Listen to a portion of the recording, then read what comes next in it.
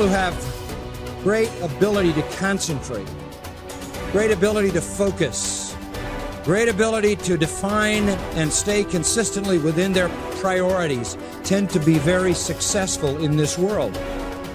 And self-discipline is an essential component in that, whether you're talking about some kind of academic achievement, some kind of musical achievement or athletic achievement or whatever it is, some achievement in the realm of business or the arts or science, generally comes to people who are very focused and who understand how to order their priorities. In a word, they are disciplined people.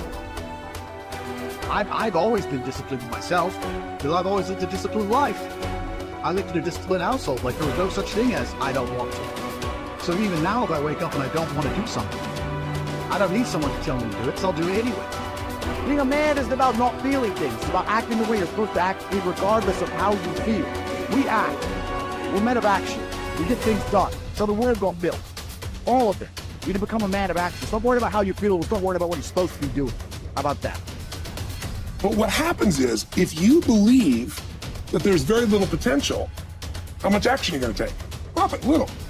But they take little action, little results. Why? Because they have to start with a problem with their belief. They don't believe it's really going to happen for me. Maybe for Frank Kearns because he's got the cool hair and stuff, or maybe it's for you because you're so driven, but it's not me. Maybe Tony Robbins because he's a freak, got these big teeth. Whatever their thought process is, right? They got this thing, right?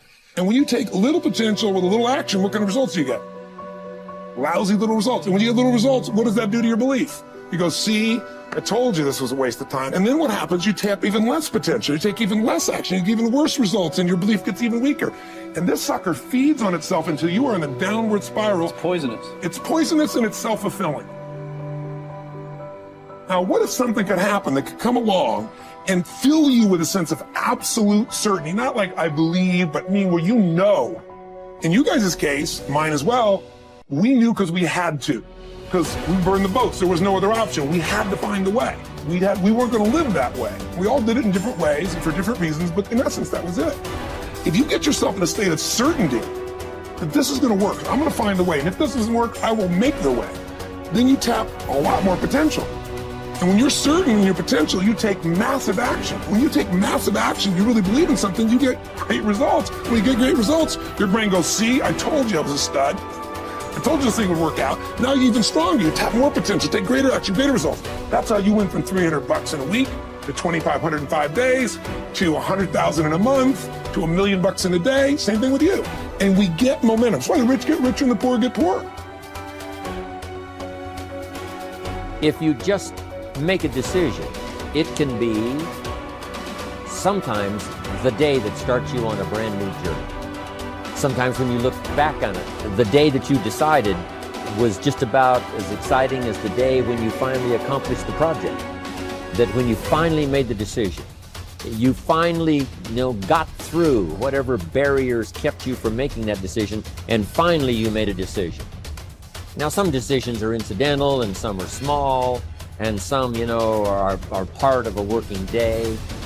But sometimes decision-making can be one of the most important days of your life. Maybe a decision you postponed, and now you understand the penalty of postponing that decision. You've got to do something, and finally you come to the conclusion, today is the day. I now decide.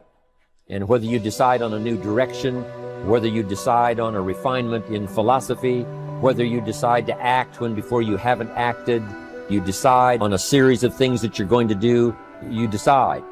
Deciding can be such an incredibly important, very exciting, inspirational day. So that can be an incredible source of inspiration. Now, if you don't follow through, it's not going to last all that long. If you decide and then, postpone and you decide but you still don't get to it for a week or a month or a year, soon all that energy and that source of inspiration is all dissipated.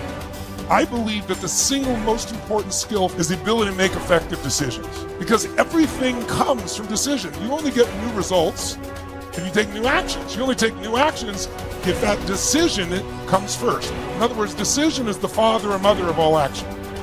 But not all decisions are equally good, as we all know. And the quality of our life comes down to the quality of our decisions. You want action.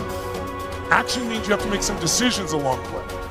And decisions, most people are so afraid to make the wrong decision, they don't make any decision.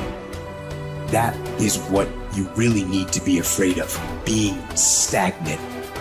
So, get up and go. That idea isn't going to execute itself. You have to do it, and you have to do it now. Don't wait anymore. Don't think anymore. Don't plan anymore. Don't contemplate anymore. Don't make any more excuses or justifications. Don't rationalize anything else. No. Take the risk. Take the gamble. Take action now. No complacency. By 66, Pompey had already earned the title Magnus, making him, in fact, and in name, Pompey the Great. He had reconquered Spain.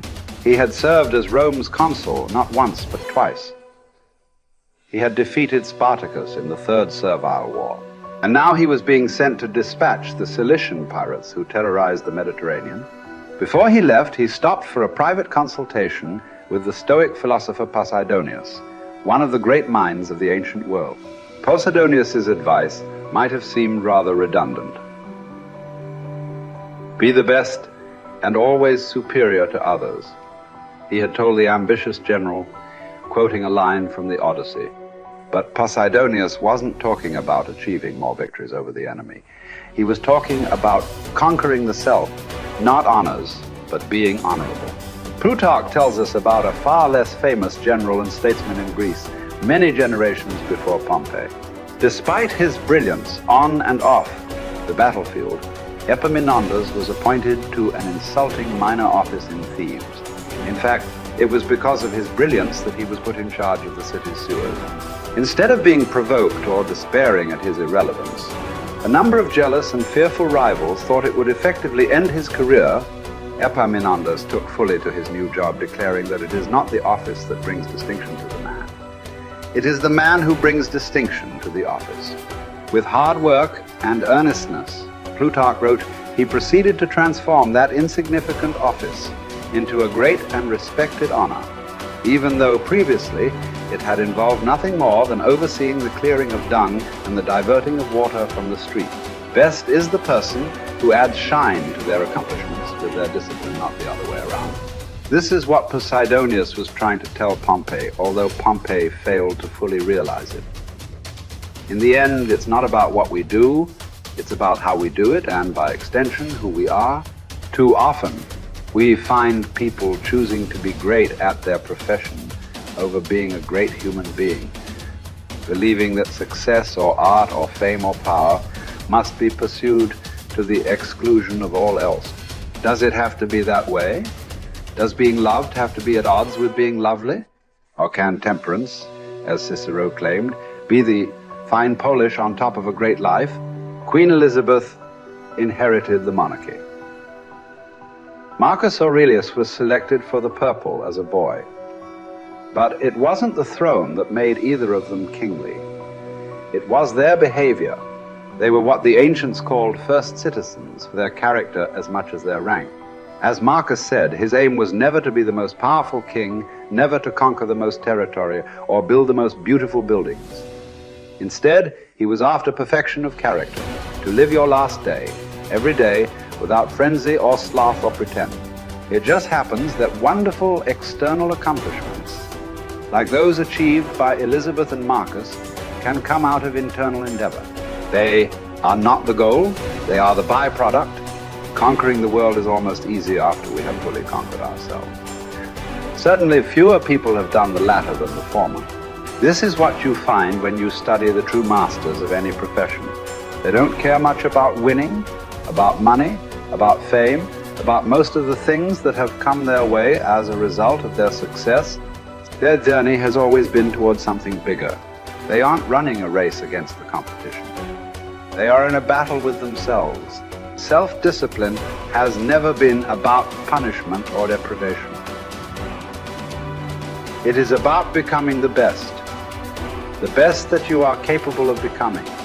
The battle to be the best has less to do with beating others and more to do with beating down those urges. those flaws, those selfish instincts that every human has. There was never enough for Pompey, nothing sacred. His endless ambition, his insane love of glory, as Posidonius called it, would ally him with Caesar, setting in motion the destruction of the republic he once loved. He would wake up to this Faustian bargain eventually and fight valiantly to preserve Rome, but it would be too late. He would be defeated by Caesar's armies at Pharsalus in a day, losing everything that he had acquired, and then shortly thereafter losing his life as well. His last words would quote another ancient playwright, Sophocles: "Whoever makes his journey to a tyrant's court becomes his slave, although he went there a free man. By chasing the wrong kind of best, fame, fortune, power winning, Pompey had chained himself to the worst. It cost him everything." As it does for all of us, when we compromise, when we relax our discipline, when we make exceptions and do what is expedient instead of what we know is right. History is replete with great conquerors. There are far fewer generals who were great people. Talented writers, groundbreaking scientists, incredible athletes, bold entrepreneurs. All these types are rare. Rarer still, and all the more impressive, are those who manage to achieve these feats without losing control of themselves, without becoming slaves to their ambition, to their careers, to their urges. Who will you be? What race are you running? Who are you trying to beat? And is it for the best